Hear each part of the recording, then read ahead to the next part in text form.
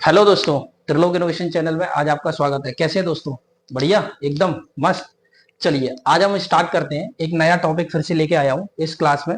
आज मैं आपको पहले आपने सीरीज आरएल सर्किट मतलब सीरीज में आरएल सर्किट पढ़ा था, फिर सीरीज में आरसी सर्किट पढ़ा था, फिर सीरीज में आरएलसी सर्किट पढ़ा था। ठीक है ना? आपने सीरीज के सारे पैटर्न खत्म कर लिए। अब आप पैरेलल पैटर्न स्टार्ट करेंगे। आज हम जो एनालिसिस करेंगे वो पढ़ेंगे पैरेलल वाले सर्किट, जिसमें पैरेलल में आरएल सर्किट होगा और पैरेलल में आरसी सर्किट होगा। इससे रिलेटेड सारे के सारे पॉइंट्स हम जल्दी से जल्दी कवर करेंगे और इंपॉर्टेंट्स एग्जाम में आने वाले सारी चीजें हम कवर करेंगे। तो आज हम स्टार्ट करते हैं पैरेलल आरएल सर्किट। भाई पैरेलल आरएल सर्किट का मतलब ये है कि रेजिस्टेंस और इंडक्टेंस हमेशा एक दूसरे के किस में लगे होंगे दोस्तों? पैरेलल में। तो वीएस, तो ये क्या लगा हुआ है? हमारा एक साइनोसॉइडल वेव है, यहाँ आई एस है, आई आर और आई एल है। ठीक है, देखो दोस्तों, यहां मैंने ये बताया कि रेजिस्टेंस का उल्टा होता है कंडक्टेंस। कंडक्टेंस है, इसको हम क्या बोलते हैं दोस्तों? कंडक्टेंस। ये बात समझ में आई? रेजिस्टेंस का उल्टा होता है कंडक्टेंस, इसको बोलते हैं हम, इसको जी से डिनोट करते हैं। और रिएक्टेंस एक्सएल का जो उल्टा होता है बीटा एल, इसको बोलते हैं ससेप्टेंस। ठीक है, बीटा एल बराबर होता है 1/j इंटू एक्सएल। मैंने आपको बताया था कि जितने भी सीरीज सर्किट होते हैं दोस्तों, जितने भी सीरीज सर्किट होते हैं वो सारे के सारे वोल्टेज पे डिपेंडेंट होते हैं। किस पे डिपेंडेंट होते हैं? वोल्टेज पे। और हम उसमें ज्यादातर एनालिसिस वोल्टेज से शुरुआत करते हैं और सारी की सारी चीजें हम वोल्टेज से ही स्टार्ट करते हैं। लेकिन पैरेलल में क्या होता है? देखो क्वेश्चन ये आता है कि भाई सीरीज सर्किट में हम करंट का एनालिसिस क्यों नहीं करते? दोस्तों सीरीज सर्किट में हम करंट का एनालिसिस इसलिए नहीं करते क्योंकि सीरीज में करंट हमेशा सेम होती है। भाई जिसमें चेंज आते हैं एनालिसिस हम उसका करेंगे। भाई जो चीज सिंपल से चल रही है उसका एनालिसिस नहीं किया जाता। एनालिसिस हमेशा उन्हीं चीजों को किया जाता है जिसमें चेंजेस आते हैं। अब हम बात करते हैं पैरेलल की। पैरेलल में हम ये देखते हैं कि वोल्टेज की वैल्यू हमेशा सेम रहती है और करंट हमेशा डिवाइड हो जाती है, मतलब करंट में चेंजेस आते हैं, है ना? देखिए यहाँ पे आप देखेंगे तो जो वोल्टेज यहाँ का है वही वोल्टेज इस ब्रांच का होगा, वही वोल्टेज इस ब्रांच का होगा। मतलब इस बात का ये है कि आर और एल के बीच हमेशा वोल्टेज की वैल्यू सेम रहेगी। तो फिर भाई हम एनालिसिस किस बात का करेंगे? एनालिसिस करेंगे या करंट का। क्यों करेंगे करंट का? देखिए आप, यहां से सोर्स करंट निकलेगी तो कुछ करंट आईआर में जाएगी, मतलब रेजिस्टेंस में जाएगी, जिसको हम आईआर करंट बोलेंगे, और वही करंट इंडक्टेंस में जाएगी जिसको हम इंडक्टिव करंट बोलेंगे। क्लियर है? जब हम इन दोनों करंट को जोड़ देंगे तो हम इस करंट पे पहुंच जाएंगे। तो वही हमने किया है, आई एस बराबर I R plus I L. ये सारे के सारे जो एरो है वो फेजर्स हमें डायरेक्ट हम जोड़ नहीं सकते। हमेशा किसी भी एसी सर्किट में डायरेक्टली जोड़ घटाव नहीं कर सकते, वो फेजर एनालिसिस के थ्रू आपको काम करना पड़ेगा, क्योंकि ये कैसे सर्किट होते हैं, कैसी इक्वेशंस होती हैं, ये सारी की सारी क्या होती है? वेक्टर इक्वेशंस होती हैं, जिसको हम डायरेक्टली नहीं जोड़ सकते। अब हम अगर इसका मैग्नीट्यूड निकालेंगे तो मैंने आपको बताया था मैग्नीट्यूड निकालना बहुत आसान है। इसका स्क्वायर प्लस इसका स्क्वायर, उसका अंडर रूट ले लेंगे। ठीक है, यहाँ पे हम इंपीडेंस की अगर बात करते हैं तो इंपीडेंस कैसे निकलेगा? इंपीडेंस हमेशा आर और एक्सएल ये दोनों कैसे कनेक्टेड है? पैरेलल में। कैसे कनेक्टेड है? पैरेलल में। ये पैरेलल का साइन बनाया है। अगर हम इसको सोल्व करें तो पैरेलल में मैंने आपको बताया था कभी भी जो दो रेजिस्टेंस अगर पैरेलल में कनेक्ट हो तो R1 R2 upon R1 plus R2 होता है। क्या ये मेरी बात मानते हैं? जिन लोगों को ये बात नहीं पता है वो क्या करें, मेरी रजिस्टर की सारी वीडियो देख ले, वहां मैंने बहुत अच्छे से क्लियर किया है। क्या ये पॉइंट समझ में आया? क्या ये पॉइंट क्लियर हुआ? मैं बता देता हूँ, दो रेजिस्टेंस जब पैरेलल में कनेक्ट होते हैं तो R1 into R2 upon R1 plus R2, वही चीज मैंने किया है कि इन दोनों का गुणा बटे इन दोनों का जोड़। अरे ये बात समझ में आई? गुणा बटे जोड़। अब कहते हैं कि ये मल्टीप्लाई में ये पूरा का पूरा मैंने कैसे ले लिया? दोस्तों एक चीज हमेशा याद रखना, जब इमेजनरी पार्ट नीचे आ जाता है तो उसका रेशलाइजेशन कर देते हैं। क्या कर देते हैं? रेशलाइजेशन, हर का परमेयीकरण कर देते हैं शुद्ध हिंदी में अगर हम बात करते हैं तो हर का परमेयीकरण रेशलाइजेशन कैसे करते हैं? अगर यहाँ प्लस की वैल्यू हो तो ऊपर नीचे माइनस का मल्टीप्लाई कर देते हैं। देखो R plus J into XL plus का है तो ऊपर जाएगा आर माइनस जे एक्सएल का गुणा और नीचे आर माइनस जे एक्सएल का भाग। ये बात समझ में आई? चलिए अब हम थोड़ा सा और आगे चलते हैं। थोड़ा सा और आगे चलते हैं तो अब हम इस पूरे सर्किट को सॉल्व करेंगे तो रियल पार्ट को अलग कर देंगे और इमेजिनरी पार्ट को अलग कर देंगे। वो कैलकुलेशन आपको नहीं करनी। पेपर में आपसे ये फॉर्मूला पूछा जा सकता है कि किसी भी पैरेलल आरएल सर्किट में इमेजिनरी पार्ट का फॉर्मूला एक्चुअलिटी में कितना होता है, तो ये आपको क्लियर होना चाहिए। या तो आप वहां निकालते आए या फिर आप डायरेक्टली याद कर लें। आर बराबर एक्सएल, आर इंटू एक्सएल का square upon R square plus XL का स्क्वायर। क्या ये बात समझ में आई? तो यहाँ याद रखने का तरीका है ये। और प्लस का जे आएगा R square into XL, R square into XL, R square plus XL का स्क्वायर। अब मैं आपको बताता हूं याद कैसे रखना है। पेपर में सबसे बड़ा टफ टास्क हो जाता है, भाई पढ़ तो सभी रहे हैं, ये तो किताब में भी लिखा है, तुम वहां से भी पढ़ सकते हो, लेकिन याद करने का तरीका मैं ये बता देता हूं कि पहले केस में आपको एक्सएल का स्क्वायर करना होता है। किसका स्क्वायर करना होता है, मैं यहां से डायरेक्ट लिखना सिखा देता हूं दोस्तों। इन दोनों का पहले तो देखो, मैंने आपको इसका मैग्नीट्यूड निकालना सिखाया, तो मैग्नीट्यूड कैसे निकालते हैं, आर स्क्वायर प्लस एक्सएल का स्क्वायर, ये तो दोनों में जाएगा, आर स्क्वायर प्लस एक्सएल का square, R square plus XL का स्क्वायर तो दोनों में जाएगा, रियल पार्ट में भी भाग होगा और इमेजिनरी पार्ट में भी भाग होगा। अब मैं बात करता हूं कि ऊपर क्या आएगा, भाई इंडक्टर है तो प्लस का जे लेंगे, इंडक्टर है तो प्लस का जे लेंगे इमेजिनरी में। अब जब इंडक्टर की बात हो रही होगी तो रेजिस्टेंस का स्क्वायर करेंगे, और जब रेजिस्टेंस की बात हो रही होगी तो इंडक्टेंस का रिएक्टेंस का स्क्वायर करेंगे। क्यों करेंगे, क्योंकि ये सर्किट के साथ पैरेलल, अगर सीरीज होता तो सीधे सीधे स्क्वायर करते। क्या ये बात समझ में आई, मतलब मैं आर और जे एक्सएल का अगर पैरेलल कॉम्बिनेशन डायरेक्टली निकालूंगा तो कुछ को कैसे याद रखेंगे दोस्तों, सबसे पहले मुझे ये याद था कि आर स्क्वायर प्लस एक्सएल का स्क्वायर तो दोनों के अपॉन में जाएगा। क्या ये बात समझ में आई। अब मैं ये देखूंगा कि ऊपर क्या रखना है, ऊपर मुझे रखना है, जब मैं रेजिस्टेंस की बात करूंगा तो रिएक्टेंस का स्क्वायर करूंगा, मतलब आर इंटू एक्सएल का स्क्वायर, फिर प्लस का जे जाएगा, ठीक है। अब मैं बात किसकी कर रहा हूं, रिएक्टेंस की। अरे बात समझ में आई। अब मैं रिएक्टेंस की बात करूंगा तो आर का स्क्वायर हो जाएगा, तो रिएक्टेंस की बात करूंगा तो आर का स्क्वायर हो जाएगा। क्या ये आपको क्लियर हुआ पॉइंट। अब मैं बात करता हूं, इंपीडेंस हमेशा सीरीज में होता है और एडमिटेंस हमेशा पैरेलल में होता है, ये दोनों एक दूसरे के अपोजिट होते हैं। जेड बराबर 1/y होता है, ठीक है। y को हम डायरेक्ट कैसे लिखते हैं, G plus minus J into BL या BC, ये इंडक्टिव रिएक्टेंस होता है, ये कैपेसिटिव इंडक्टिव रिएक्टेंस नहीं, इंडक्टिव ससेप्टेंस, और ये कैपेसिटिव ससेप्टेंस होता है। क्या ये बात समझ में आई, ये पॉइंट क्लियर हुआ। चलिए, एडमिटेंस को G की वैल्यू होती है 1/r, और जे इंटू BL को लिखेंगे तो 1/j इंटू XL। अरे ये बात समझ में आई। बीटा एल बराबर होता है 1/j इंटू XL। अगर हम यहां से देखें, इसको बीटा एल के फॉर्म में लिखेंगे, प्लस माइनस, तो ये एक जर्नल इक्वेशन है, इससे कंफ्यूज नहीं होना, ये जर्नल इक्वेशन है, ठीक है।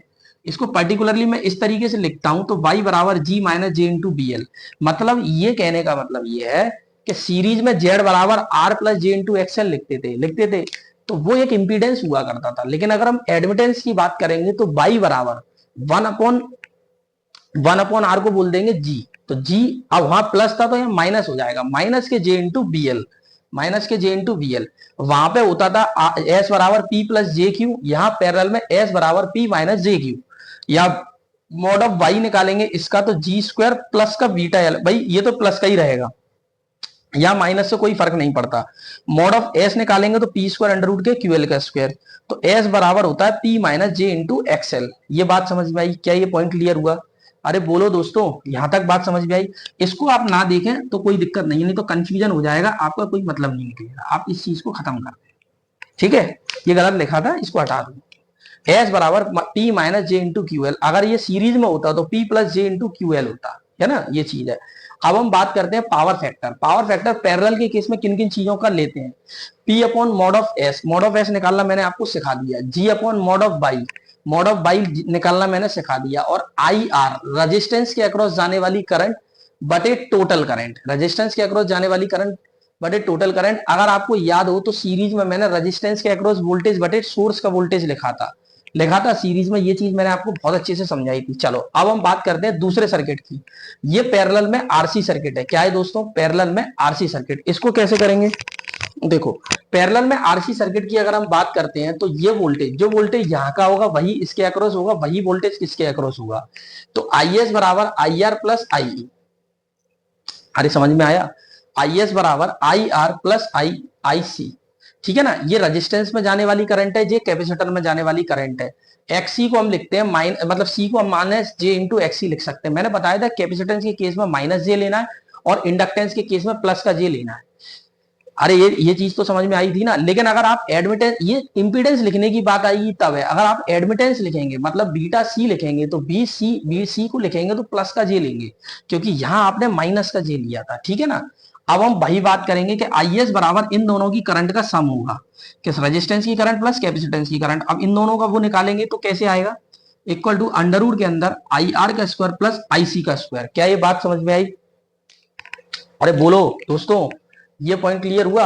IR का स्क्वायर प्लस IC का स्क्वायर, तो बाई बराबर क्या है, बाई बराबर है 1/r, ठीक है, 1/r प्लस 1/r, मतलब ये G लिख रहा हूं मैं, है ना, एडमिटेंस की वैल्यू लिख रहा हूं इसलिए 1/r, और इसको लिखेंगे तो 1/ माइनस का J इंटू XC, क्योंकि BC की वैल्यू लिख रहा हूं, है ना भाई। यहां समझ लो इसके बराबर होता है 1/BC, या मैं BC लिखूंगा तो 1 अपॉन उल्टा आ जाएगा, जिसको मैंने क्या लिखा 1 अपॉन आर को लिखा G। अगर मैं बीटा C के बारे में लिखूंगा तो इस J को ऊपर ले जाऊंगा तो प्लस का J हो जाएगा, और 1 अपॉन XC बीटा C के बराबर होता है। क्या ये पॉइंट क्लियर हुआ? चलिए अब हम बात करते हैं आगे। मॉड ऑफ Y निकालेंगे तो G स्क्वायर प्लस BC का स्क्वायर एस बराबर P plus J into QC। QC मतलब होती है रिएक्टिव पावर, वो किसकी वजह से आती है? वो आती है भाई किसकी वजह से? कैपेसिटर की वजह से, ठीक है ना। यहां पे आप देखेंगे इंडक्टर के केस में ये पावर माइनस में थी और कैपेसिटर के केस में ये प्लस में आ गई, लेकिन सीरीज की बात करेंगे तो ये यहाँ पे बदल जाएगी। जब ये दोनों सीरीज में थे तो यहाँ प्लस हुआ करता था और यहाँ माइनस हुआ करता था। अगर आपको नहीं समझ में आ रहा है तो पुरानी वाली क्लास जाके देखेंगे तो और अच्छे से समझ में आएगा। क्या ये पॉइंट क्लियर हुआ? यहाँ पे अगर हम पावर फैक्टर निकालते हैं तो G upon mod of Y ये तो सेम रहेगा, P upon mod of S यही रहेगा, और IR अपॉन IS रहेगा। क्या ये बात समझ में आई? क्या आपको RL सर्किट और RC सर्किट का पैरेलल कॉम्बिनेशन की एक एक पॉइंट क्लियर हो गया? मैंने बहुत अच्छे से समझा, इसमें कुछ भी दिमाग नहीं लगाना, सीधे सीधे फॉर्मूले हैं। बस आपको ये क्लियर होना चाहिए कि कहां पे हम करंट का एनालिसिस करते हैं, कहां हम वोल्टेज का एनालिसिस करते हैं। तो ये बात मैं फिर से एक बार रिवाइज कर देता हूं कि जहां पे हम वोल्टेज का एनालिसिस करते हैं वो होता है सीरीज सर्किट, क्योंकि सीरीज में वोल्टेज डिवाइड होता है, जिसमें चेंज आते हैं, एनालिसिस हमेशा उसी के आधार पर करते हैं, और करंट का वैल्यू क्या होता है? सेम होता है। अगर हम पैरेलल की बात करते हैं तो पैरेलल में सारे के सारे वोल्टेज सेम होते हैं। पैरेलल में जो वोल्टेज इस ब्रांच का होगा वही इस ब्रांच का, वही आगे वाली सारी ब्रांच का है, ठीक है ना। वो जब होगा जब यहाँ कोई भी एलिमेंट कनेक्ट ना हो, है ना। ये प्योर पैरेलल सर्किट है। प्योर पैरेलल सर्किट का मतलब ये होता है कि हॉरिजॉन्टली लाइन में कोई भी एलिमेंट नहीं होना चाहिए। एक होता है simple parallel circuit. Simple parallel circuit में अगर मैं यहां डाल देता हूं एक रेजिस्टेंस तो फिर ये वोल्टेज इसके बराबर नहीं आएगा। क्या ये बात समझ में आई? क्या ये पॉइंट क्लियर हुआ? तो मुझे लगता है RL सर्किट और RC सर्किट का आपका सारा का सारा फंडा क्लियर हो गया। यहाँ पे हमने वोल्टेज पे एनालिसिस इसलिए नहीं की क्योंकि वोल्टेज हमारा सीरीज में डिवाइड होता है, लेकिन पैरेलल में सेम होता है। तो जो सेम है फिर उसको एनालिसिस करने का कोई जरूरत है ही नहीं। तो आज की वीडियो में इतना ही दोस्तों। थैंक यू दोस्तों।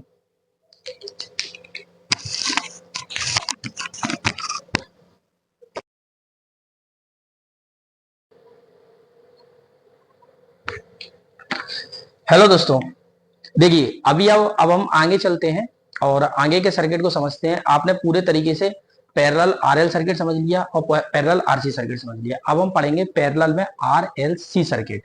इसके बाद हम बात करते हैं, ये पूरा का पूरा जो आपका AC सर्किट है लगभग कंप्लीट करा दिया मैंने, है ना।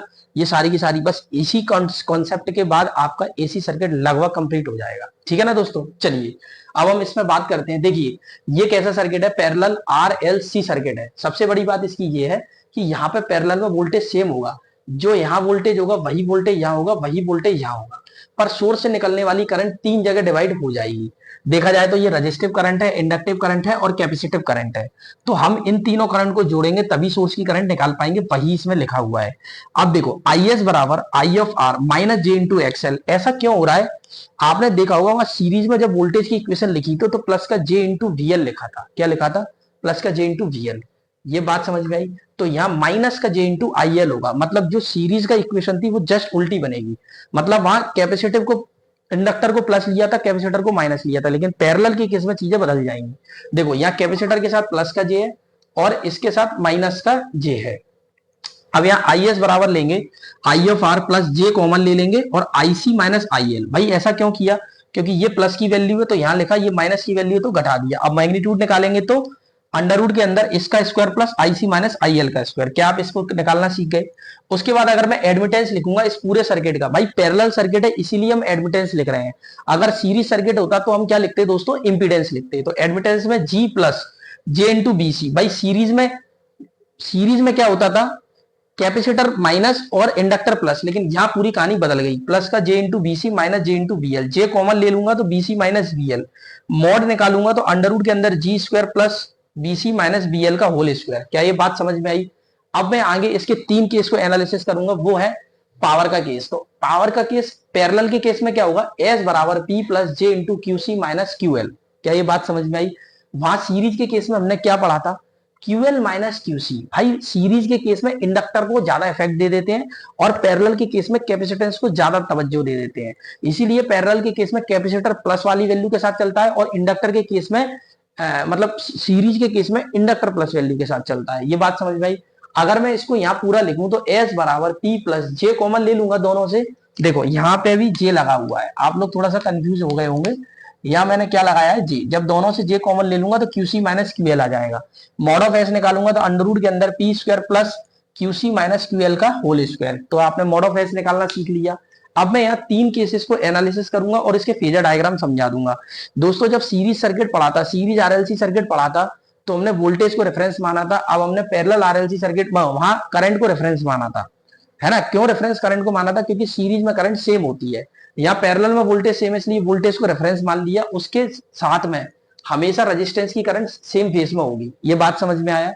उसके बाद मैंने बताया कि आईसी माइनस आईएल, भाई आईसी माइनस आईएल का इफेक्ट प्लस में है, क्योंकि यहाँ आईसी प्लस में, इसलिए ये लाइन ऊपर की तरफ चली। मैंने पहले भी बताया था कि जब भी आप इस ग्राफ को प्लॉट करते हैं तो ये वाला फैक्टर हमेशा प्लस लेते हैं और ये वाला फैक्टर हमेशा माइनस लेते हैं। ये इमेजिनरी एक्सिस होती है और ये एक्सिस कौन सी होती है दोस्तों? Real axis. क्या ये बात समझ में आई? तो देखो यहाँ पे कैपेसिटेंस का इफेक्ट प्लस जे के साथ था, इसलिए ये ग्राफ प्लस जे बना है, क्योंकि ये बड़ा है ये छोटा है और ये फाई एंगल है। तो यहाँ पावर फैक्टर कैसा है? लीडिंग। क्यों है लीडिंग? क्योंकि वोल्टेज से रिजल्टेंट करंट आगे चल रही है, वोल्टेज से सोर्स वोल्टेज से सोर्स वोल्टेज से, इसको हम वीएस मान लें, तो वीएस से आईएस आगे की तरफ चल रही है। ये बात समझ में आई? चलिए अब हम आगे चलते हैं। अगर हमने कैपेसिटेंस को बड़ा कर दिया और इंडक्टेंस को छोटा कर दिया तो उस केस में क्या होगा भाई? ये तो इन दूसरे के अपोजिट होते हैं, तो इंडक्टिव ससेप्टेंस बड़ा हो जाएगा इंडक्टिव कैपेसिटिव ससेप्टेंस से। तो यहाँ क्या देखने को मिलेगा दोस्तों? और यहाँ आईएल ग्रेटर देन आईसी हो जाएगी। यहाँ देखने को मुझे ये पता चला कि जब इंडक्टिव करंट ज्यादा बड़ी होगी तो इंडक्टर का इफेक्ट बढ़ेगा, इंडक्टर का इफेक्ट बढ़ेगा तो वो वैल्यू जाएगी माइनस में, तो माइनस में जाएगी तो ये पलट आ जाएगा। इसका क्या आ जाएगा? पलट। आईएल माइनस ऐसी इसकी पलट आ जाएगी और इसका इस पर लंब डालेंगे, इसको इस पर लाइन खींच के काटेंगे तो ये सोर्स की करंट मिलेगी। सोर्स वोल्टेज से ये कैसी चल रही है? पीछे। तो यहाँ पावर फैक्टर कैसा होगा? लेगिंग नेचर का होगा। क्या ये बात समझ में आई? बहुत आसानी से समझा रहा हूं भाई। ये रेफरेंस वोल्टेज है, क्योंकि वोल्टेज सेम है इसीलिए मैंने रेफरेंस माना था। सीरीज में करंट सेम था तो वहां पे करंट को रेफरेंस माना था। ये बात समझ में आई? फेजर सब में हमेशा एक्स एक्सिस पे रेफरेंस वैल्यू रखते हैं जो कि बदलती नहीं है। क्या ये बात समझ में आई? और उसी से आगे पीछे हम देखते हैं। तो यहाँ हमने वही चीज देखी कि भाई जो सोर्स की करंट है वो सोर्स के वोल्टेज से, किसके वोल्टेज से दोस्तों? सोर्स के वोल्टेज से पीछे चल रही है। अब हम बात करते हैं आगे। एक्सएल बराबर क्या होता है दोस्तों? एक मिनट। एक्सएल बराबर क्या होता है? एक्सी। अगर हमने इन दोनों को बराबर ले लिया तो ये एक दूसरे के इफेक्ट को काट देंगे। सर्किट में क्या बचा? केवल और केवल रेजिस्टेंस, तो ये प्योर रेजिस्टिव सर्किट बन जाएगा। अरे ये बात समझ में आई भाई? जब इसकी वैल्यू इसके बराबर कर दें तो ये दोनों क्या करेंगे? ये एक दूसरे के इफेक्ट को खत्म कर देंगे। जब एक दूसरे के इफेक्ट को खत्म कर देंगे तो सर्किट केवल इतना ही बचेगा। जब सर्किट केवल इतना बचेगा तो इसको बोलेंगे प्योर रेजिस्टिव सर्किट। तो एक्सएल कर जाएगा एक्सी से। भाई एक्सएल किससे कट जाएगा? एक्सी से। अब आपको मैं बताता हूं कि यहां पे देखेंगे कि एक्सएल अगर एक्सी से कट गया तो केवल प्योर रेजिस्टिव सर्किट बचा। अगर आप इसको भी ना देखें तो मैं तो आपको सीधा सीधा देखें ना, आप एक्सएल देखें ना एक्सी देखें, आप तो हमेशा इतना दिमाग में रखा करें। इसको अगर मैं मिटा देता हूं, ये क्या है? Pure resistive circuit. इन दोनों ने अपना इफेक्ट खत्म कर दिया। तो भाई जो मेरी रेफरेंस है, रेफरेंस में मैं क्या लूंगा? वोल्टेज। वोल्टेज रेफरेंस में क्यों लूंगा? क्योंकि वोल्टेज इन तीनों में सेम लगा हुआ है। अब मैं देखूंगा इसमें आने वाली करंट, जब यहां कोई करंट ही नहीं जाएगी तो इसमें आने वाली करंट क्या आएगी? Source current. सोर्स करंट आएगी जो कि पूरी की पूरी इसके रेफरेंस में रहेगी। क्या ये बात समझ में आई? वोल्टेज और करंट सेम फेस में आ जाएंगे। ये बात समझ में आई? और पावर फैक्टर इस केस में कैसा होता है? यूनिटी पावर फैक्टर होता है। ये पॉइंट क्लियर हुआ? तो आज की क्लास आपको पूरी की पूरी समझ में आ गई होगी जितना कि मैंने आपको समझाया है। बस ये बात ध्यान रखना, ये प्लस का जे माइनस का जे, मतलब इंडक्टर हमेशा प्लस जे के साथ चलता है और कैपेसिटर हमेशा प्लस माइनस जे के साथ चलता है। तो ये केस हमेशा सीरीज में फॉलो होता है। अगर मैं पैरेलल के केस में जाऊंगा तो ये कंडीशन बदल जाएगी, फिर कैपेसिटेंस प्लस लेके चलेगा और इंडक्टेंस माइनस लेके चलेगा। क्या ये बात समझ में आई? क्या ये पॉइंट क्लियर हुआ? तो दोस्तों आज मैंने सारे के सारे सर्किट एनालिसिस करा दिया, उसकी पावर का एनालिसिस करा दिया, हर एक चीज मैंने डिटेल में क्लियर करा दी है। बस आपको इस क्लास का प्रॉपरली नोट्स बनाना है और अच्छे से इसको रिवाइज करना है। और इसमें पूछे जाने वाले क्वेश्चन सीधे सीधे आते हैं कि भाई पैरेलल के केस में पावर का फॉर्मूला क्या है, मैग्नीट्यूड पावर का कैसे निकालते हैं। आपको एस की, क्यू की, पी की, जिसकी भी वैल्यू दे दे, आपके पास सारे की सारी चीजें लिखी हुई है। दोस्तों ये डायरेक्ट फेजर डायग्राम दे के भी क्वेश्चन पूछ सकता है कि भाई ये डायग्राम बना देगा, बोलेगा बताओ ये किसका है? पैरेलल आरएल का है, आरसी का है, पैरेलल आरएलसी का है, सीरीज आरएलसी का है, इस टाइप के क्वेश्चंस भी आपसे पूछे जा सकते हैं। क्या ये बात समझ में आई? क्या ये पॉइंट क्लियर हुआ? तो आज की क्लास को हम समापन करते हैं और एसी का भी हम लोग मिलकर समापन करते हैं, है ना। अब हम इसके बाद नेक्स्ट टॉपिक पढ़ेंगे एसी का, मतलब एसी पूरी तरीके से खत्म नहीं हुई, एसी के सर्किट की एनालिसिस का समापन हुआ है। अब अगले केस में बहुत तगड़ा टॉपिक पढ़ेंगे, वो है हमारा रेजोनेंस। रेजोनेंस हम आज बहुत ही प्रैक्टिकली तरीके से समझेंगे नेक्स्ट क्लास में, और मैं उसको बहुत ही ब्रीफली समझाने वाला हूं, एक एक चीज को पॉइंट आउट करके। दूसरी चीज मैं एक और बताऊंगा कि यहाँ दो टाइप के रेजोनेंस होते हैं, एक पैरेलल रेजोनेंस और एक होता है तुम्हारा कौन सा, सीरीज रेजोनेंस। इन दोनों के सारे फॉर्मूले एनालिसिस करेंगे और प्रैक्टिकली इनके ग्राफ एनालिसिस करेंगे और देखेंगे कि रेजोनेंस एक्चुअलिटी में प्रैक्टिकली होता क्या है, क्यों करते हैं हम रेजोनेंस। तो आज के लिए सर क्लास के लिए इतना ही दोस्तों, थैंक यू दोस्तों।